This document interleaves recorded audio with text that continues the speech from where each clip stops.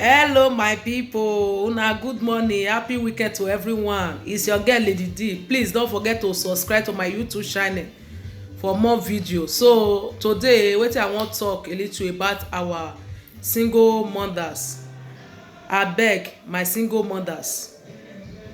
E no mean say you be single mother say make you no value yourself. You understand? Make you start to dey misbehave because you be single mother. Come, man dey wey God prepare for you. Maybe the marriage wey you enter before or the relationship wey you dey before wey lead to that pregnancy wey you take become the single mother wey you be now. Maybe not be wetin God plan for you, because some of us we no dey use our brain. You understand? We all dey use how we feel. We don't even think. We no even dey study somebody before we run into the relationship. So e no mean say because of that one you go come say you go disvalue yourself. And any relationship wey you wan enter, make sure say that man value your children. You understand? And also to the ladies wey dey talk say I no wan marry man because the man don first born. You no even know wetin happen wey the woman take leave the man. You understand? You no know. And the same thing with the men. You no know wetin happen wey the woman, una just dey jump into conclusion say okay, because the woman no good, her character no good, na make the man run leave am. No, there are some people they're good, but depends on the character wey the man possess. So the woman no fit cope with the character. You no understand? There are some men sef wey dey beat wife. You no go expect woman to remain in that relationship. Now before be that, when our even their husband go dey beat them, they go still stay in that relationship. They no wan leave because of the children. You understand? There are some people wey no fit bear.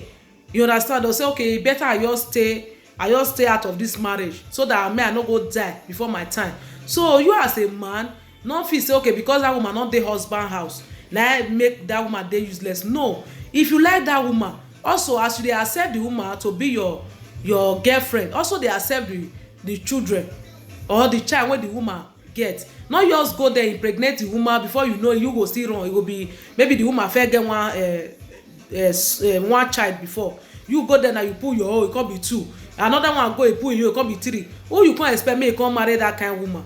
You understand? Before, and our women more they use our brain sometimes, more they think fast.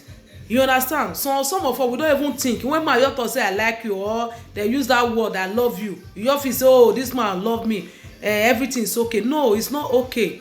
You understand? You have to study that man. If you dey follow man wey be say una dey relationship, the man and the kind of man wey dey beat woman, wey dey insult woman family, all this kind of maybe dirty character, you believe say if you don enter that home, maybe the man come marry you, you no go do the same. He go do the same. So before you accept a man, you have to assess that man. Not just because of say this man get money or this man dey handsome, you want your acceptance just like that. So our single mothers now they talk so. So for our ladies, when they talk say man don first born, because of that you no wan go because you don first, my dear, wake up na. Children not be sickness, not be disease. Even say sometimes if you no fit take off other children, maybe the children wey you no born, other people children, you no fit take off your own. So when maybe you dey go into a relationship, you love that man or you like that man, you know say okay, yes, this man fit spend the rest of my life with this man, or spend time with this man as husband and wife. The children wey that man, if you first get children or you first get child, accept that child. With that one you go fit learn how to take care of children. Even woman wey you dey born today, e no be like woman wey don first dey born before. You understand? Because you know the woman wey don first dey born before know the inner heart of children, how to conscious children. You understand? But the one wey new born, you know, we all know all these things. So that means as you enter that relationship, accept the man children to be yours, and the men too accept the woman children to be yours. You understand? If you know say yes, you love that woman, not because of maybe this woman fine everything, not dey discriminate children. Sometimes these children they need somebody to call their father, they need somebody to call their mommy. You understand? If their mommy na the kind of woman wey not get character, there are some women they don't even care about their children, they don't have character. You understand? With that one, a man fit leave woman because of that thing. So our men and women are beg, now they beg. If you wan go into a relationship as a woman, make sure say the man accept you and tell the man the truth about you. If the man wants to let am stay, if you wan go let am go, one way close, another way open. You understand? Not fit say okay, if I tell this man this the truth. Na some people dey when their children grow up to they call their sister. We see other one for Africa where you dey call him mama sister. The pikin no go even know say na him mother self. You understand? So that kind of thing, and the woman go marry, you no go tell the man wey married to say I don fair born before. It could be mistake. Nobody is above mistake. Anyone can make a mistake. So nothing say okay, if I tell this man I no go. If you no wan accept you, let her go. Another one will come.